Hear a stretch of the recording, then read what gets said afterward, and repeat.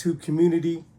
I got a 10% off on my merch. If you're trying to support the channel, support me, promo code MANTIME, all caps. Come holler at me.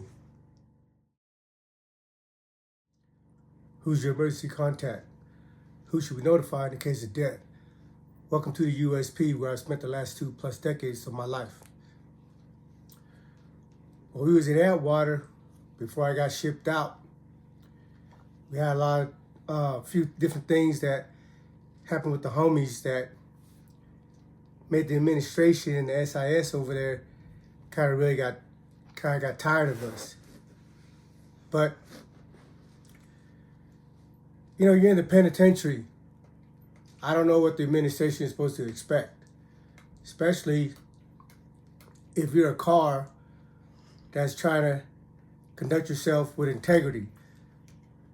What I mean by integrity within the car is making sure that you have the right people around you. If dudes come off the bus and they ain't what they're supposed to be, we're not going to allow them to stay. Now, just to be clear, you know, I'm Cambodian, and in a penitentiary, we ride under Asian Islander. That means everybody from the Pacific Islands, surrounding islands, and anybody that consider Asian, whether it's Southeast Asia or I think part of the Middle East, Guam, the Philippines, and all that, we ride under one car. In the beginning, when I first came into the system, our car didn't have the respect that others' cars have. Because the people that came before us didn't really do background checks on the people around them. Because you always get caught up in a situation where, you know, when you've been locked up for a long time, it's always nice and feels good to have people that come from where you were from.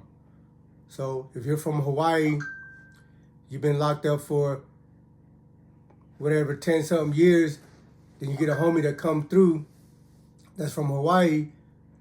You're just happy to see him, happy to hear the news from home, and maybe he was your childhood friend, so you don't really want to know what the guy's in there for.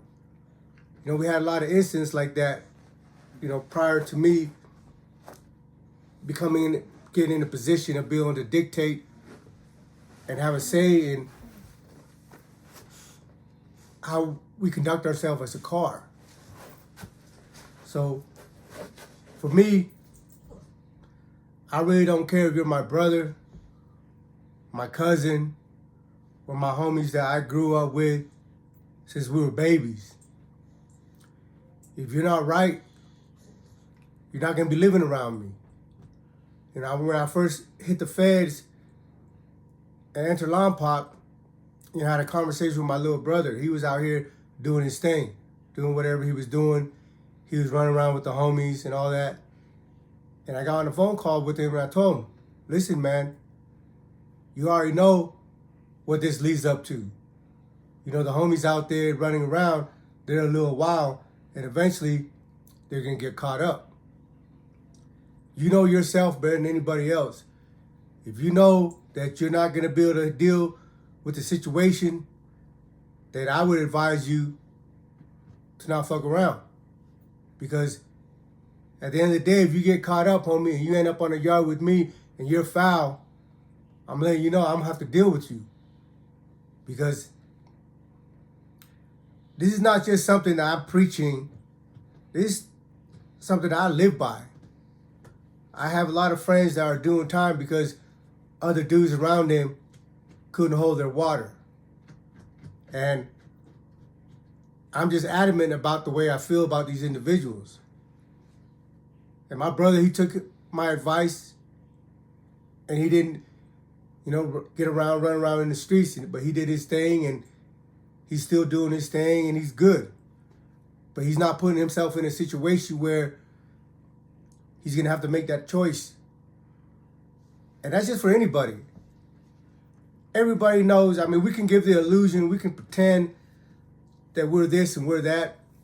we can make our lips move and make whatever sound, whatever words come out of it that we pleases or that we think somebody else wants to hear. But when there's nobody around and you look at yourself in the mirror, you know exactly what you're built of, what you're made of, what you're capable of, what you're willing to sacrifice, what you're willing to do. And some people are in denial. But at the end of the day, they know themselves. You know yourself better than anybody else. And if you get caught pretending and you end up in one of these penitentiaries, well, your card's going to get pulled. So, like I said, when we first went into the system, we didn't have the reputation of being a solid car. And I'm being a youngster. For me, all I can do is observe. And really, I didn't even know how it was because I thought it was automatic.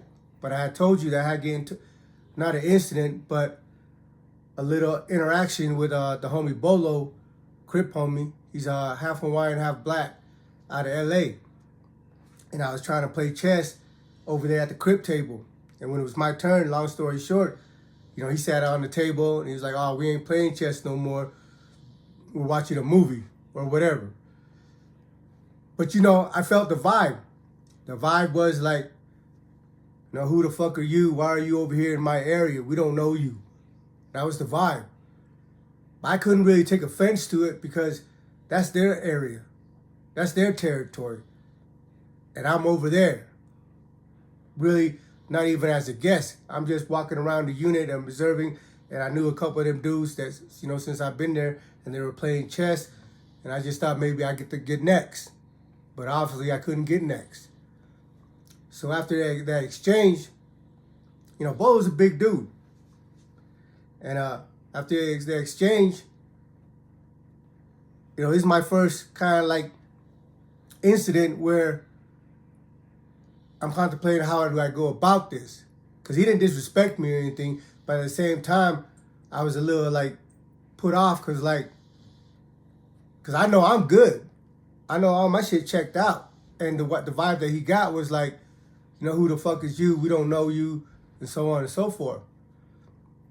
So I waited for him to go upstairs, and then I followed him to the room. He was in the room by himself. I knocked on the door, and I was like, hey, what's up, homie? He's like, what's up? I say, that exchange downstairs felt like, there was some type of issue. Like, have I done something to offend you or anything? He's like, nah, you ain't done nothing, homie. But you guys don't check paperwork. And, we check ours. I said, oh, that's the issue? I went and grabbed my whole box and gave it to him. Here, that's me. Like, I don't know what else anybody out here in Lompoc doing, pretending, like, as far as my car is considered. But this is me right here, Holmes. He went through, he kept my shit for a couple of days. I don't know if he read it or not. But he came back a couple of days later, brought my paperwork back. He's like, man, you good. And after that, I was down there shooting dice, playing chess, whatever, because, word gets out. When you're guilty by association. When people see that you fucked up and you're hanging out with somebody else, they're going to assume that dude's fucked up too. Because if you ain't fucked up, why you hang out with a dude that's fucked up? And it's, in the same aspect, if you's a real dude, why you got busters around you? The old saying, birds of a feather flock together. If you ain't of the same mind, the same mentality, why are you messing with these dudes? So, little incidents like that, as I went through the years, made me like, man, because, everything that I've been told from the penitentiary before I even got there was like, everybody on this yard is solid, everybody's paperwork get checked. But in reality, it's not true. There's cars and stuff, there's gangs, there's groups that are on top of that shit. But there's also cars and groups that look the other way, So fast forward when I got to Victorville and so on. When I got to Victorville, it's a new regime. We left, everything was in Lompoc or whatever, how the old school was doing it before. we abolished all that. When we came, because by this time, I'm moving around, building reports and relationship with other groups, other gangs, other cars, and I'm hustling. I'm doing business. And I can't go and do business with these individuals on my face if the people around me that's sitting around me is foul. So we made it a point to run everybody's name. When we got to Victorville, they had a new system, a computer, because before, to look up somebody's case, you had to go to a law library, you had to go research their case, and if their case is still in court, you probably wouldn't be able to read it because it hasn't been published yet. The only ones the case that are published, they only come out every so often, either every 6 months, every year, or whatever. They put amendments in there that there's a new ruling. But it only gets published if they change certain laws. Say you got a case overturned by a restricted person. Now, it's a new law. It's a change of law. Now they publish it. Just as if you lost it, it didn't change anything, so you would never know about it. But when we got to Victorville, they had a computer system set up. And on the computer system, you just type people's name in, and if they got a case in court, homie, you can read it. Bing, bing, bing, bing. And you can see what their argument is, what their issues are, and all that stuff. And we found out a lot of things about the homies that was on the yard with us in Lompoc that wasn't right. And in Victorville, we started smashing them off. So from Victorville, we started building a reputation like, yeah, the Asian Islander car, we're solid. We don't let busters and rats and all that stuff hang out with us. But that's not to say that we were always 100% right or 100% correct on everything, because there's always dudes that come in. There's been a few occasions where they slip through the crack. Because sometimes you might not have told on the case that you're in prison for, but you told later on, years ago or whatever, and it wasn't able to be brought up or looked at. Same thing, with sex offense case, most of them are state. The only time that sex offenders get federal time if they're on the computer, on the internet, or if they're on the reservation, or if they took their victim across state line. Outside of that, it stays state. And sometimes in your PSI, depending how old your case is or the circumstances when you pled guilty to those cases or got convicted to those cases, it might not show up in your federal paperwork. So, again, I'm not going to sit here and tell you that it was always 100. There was times when dudes slipped through the crack. When we bring up an issue, hey, man, we're going to have a paperwork party. That means everybody go to your block, grab your paperwork. And if your ass don't got your paperwork, you got 30 days to get it sent in. And if you don't have it sent in by then, well, we're not going to give you the benefit of the doubt. So every time we did those things, people would disappear in the middle of the night, which I prefer, because I don't want to send good homies, or I don't want to be one of them to go punish this buster and end up catching a case over his buster. So if he is going to skate out in the middle of the night, more power to him. So going back to Atwater, we had a couple dudes that came back to the yard that wasn't good. One of them was a Laos dude, and he was from the Carolinas. Now, we never got a chance to see his paperwork because as soon as he hit the yard, dudes that was in other spot for him, black dudes that was in other spot for him, was like, hey, Mesa, it's like, what's up, man? He said, hey, man, that dude, that your homeboy that's here, he was running black over there in Carolina. Now, I don't got any issue with whatever car you run with. I don't care if you're Asian and you're running white, or Asian if you're running Muslim, or Asian if you're running black, or running Mexican. Because sometimes there's Asian dudes that belong to a black gang. There's Asian dudes that belong to a Mexican gang. And if you come on the yard and you're running with your gang, nobody can say anything about that. But there's a difference between running with your gang or running with a group that you associate with, as opposed to running with this group because you're trying to hide because you know your people's gonna fuck you off because you already know you ain't right. So with this dude that came from Carolina, as soon as he hit the compound, dude was pulling me up. He said, hey man, your homeboy, I was over there in whatever yard he was at before. He's like, man, he was running black and he's fucked up on his paperwork. I said, all right, but I'm not taking these people's word for it because I still have to do my due diligence. So I went and got his name and number. But, every day for the first week that he was there, because, we give everybody 30 to 60-day grace period to get the paperwork in.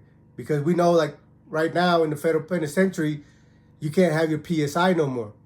And the reason you can't have your PSI, which is a pre-sentencing report or pre-sentencing investigation, is because people are getting their head cracked. Because in the PSI, it shows all your cases.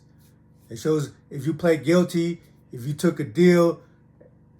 It shows your, everything you need to know to be able to be stamped or not. And they've outlawed the PSI in the penitentiary right now. Like, you can't have your PSI unless you can prove that you have an ongoing case. But if you ain't got nothing to hide, homie, you can get your PSI. Because everywhere I've been, I've always been able to get my PSI. When I get transferred, I know I can't transfer with my PSI because the COs, when they do your property, they're going to go through your shit. And if they see it, they're going to take it. And they might even write you a shot for it. But for me, every time I move around, I call my lawyer. I say, hey, when I left Atwater, I said, listen, I'm going to be in Lewisburg, but after the SMOOTH program, I'm going to end up going to Florence. When I found out I was going to Florence, I called my attorney. I said, hey, can you put that in the mail for me? And my attorney know why. I'm not trying to have any misunderstanding, any doubt. Like, by the time I got to Florence, my reputation already preceded me. But for me, you have to lead by example. You can't say, hey, I want to see your guys' paperwork if you don't have your own to show. So I want to make sure I always got mine in hand. So when I go to the dude, like, hey, this is mine. Where's yours? And just that simple interaction right there is going to tell you a whole lot about the people that you're dealing with. Because they're going to be like, yeah, I got mine in the room. Oh, I have mine set. Or they're going to start stuttering and try to ignore the situation and avoid the conversation.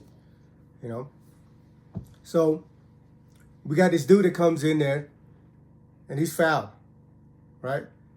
But in Atwater, all love to the homies, the Toko and the Usos that's over there. Every time there was put in work, it was always the Polys, the Polynesians, the Tongans, Samoans that's always being sent on these missions, smashing dudes. And the Asians over there ain't bust a grape outside of me. So at this point in time, I'm pushing the issue. I'm like, hey, homie, this is an Asian dude. We're not going to send, we're not going to keep saying that the Polys over there, the Hawaiians and Tongans, Samoans, you guys need to start doing some shit and start taking care of some shit, Because now it looks, because as long as we keep sending all the homies, the poly homies to go put in work, then people's going to think that, oh, they're the muscle and we're whatever, being protected by them, or we can't stand our own because of whatever reason. And for me, I've always stood on my own. When I've been in places where there's only a handful of homies, or when I'm in Victorville or Atwater where it's 30, 40 deep, it don't matter. So we get to the point where this is not an issue no more. We picked this Filipino dude and this Hmong dude to go handle this Laos dude. Like, I don't care what you guys do. I just don't want to see him after chow, So I guess when they went to chow, they just told him to check in. They didn't punish him. They didn't beat him up. They didn't do none of that.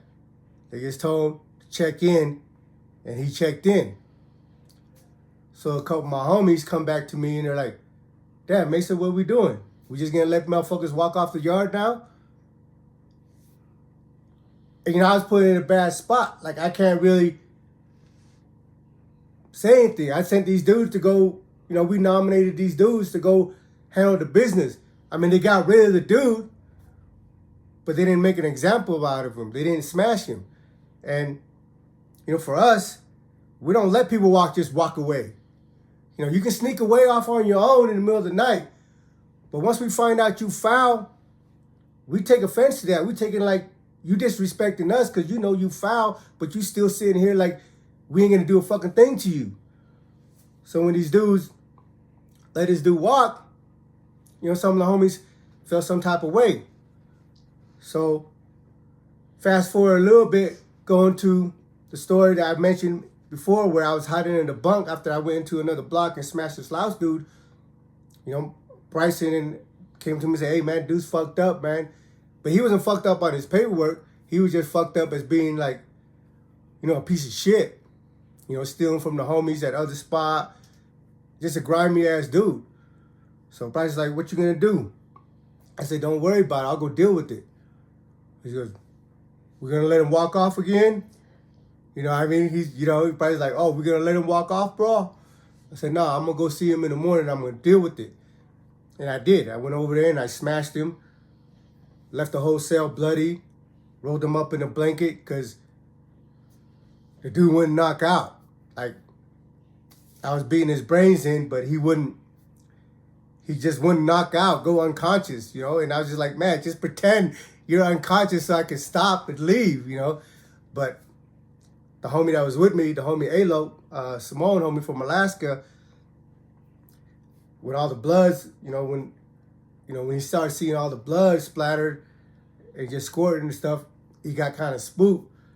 So he was just fresh in the system. So I had enough sense to stop myself before I took it too far, because it wasn't meant to be a hit as far as like a permanent hit. It was just meant to punish this dude and remove him. And so we ended up just rolling him up in a blanket and put him on his bunk. And if you guys can go back to the other video, you can hear the whole story.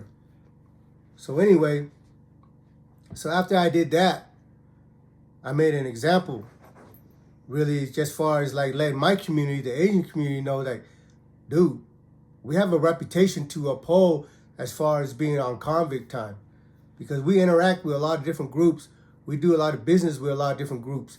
And the only way that we're able to be doing business, like for me, with just my face, just my word, if they believe and understand that I take care of my business, whatever it is, So one of the two dudes that was sent on a mission on that Laos dude from North Carolina, one of them was Filipino and the other one was Hmong. So after that incident, the Hmong dude checked in. He disappeared in the middle of the night. Now for us, checking in is a no-no too, and it's a gray area, but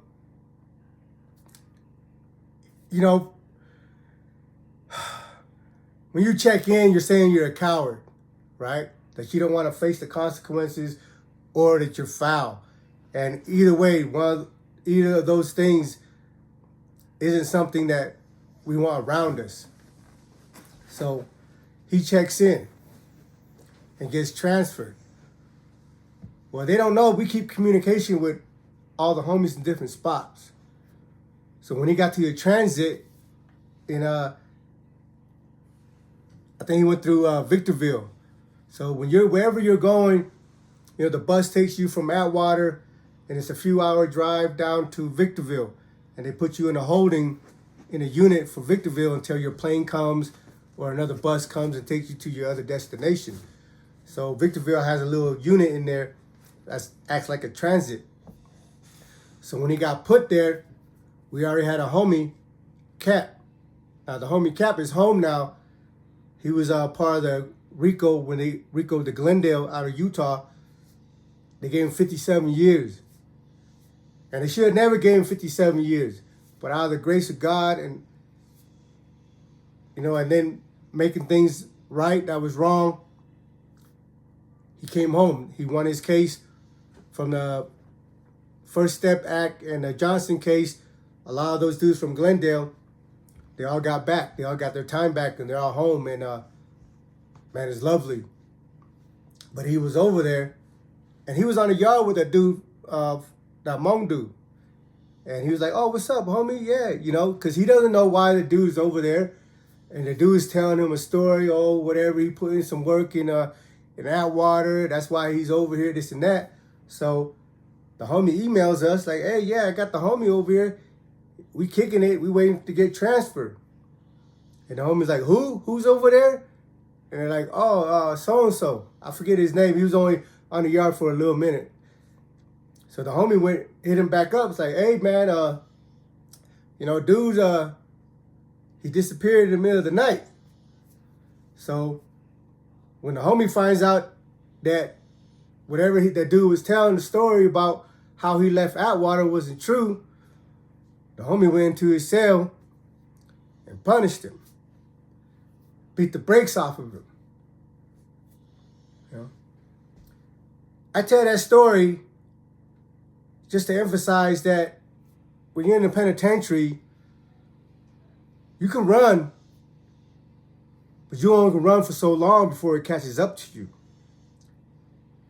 No matter what yard you're on, you're always going to run into somebody that knows you from that spot and knows what happened. And if you're running with a car that's thorough, that's about their business, you're not going to be able to hide. What they say, all the dirt comes out in the wash. So anything that you got that ain't kosher, you're going to get exposed. And maybe you get away with it for a couple years. Maybe you get away with it for a couple months. But eventually, that shit's going to catch up to you. And you're going to run into those people that ain't playing no games with you. And you're going to get smashed. There's plenty of time where dude was on a yard and got that yard tricked.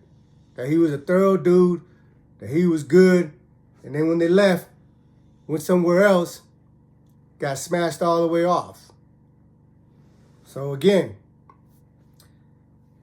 if you ain't what you're supposed to be, homie, you're going to get exposed. And when you do, you're going to get smashed. Welcome to the USP.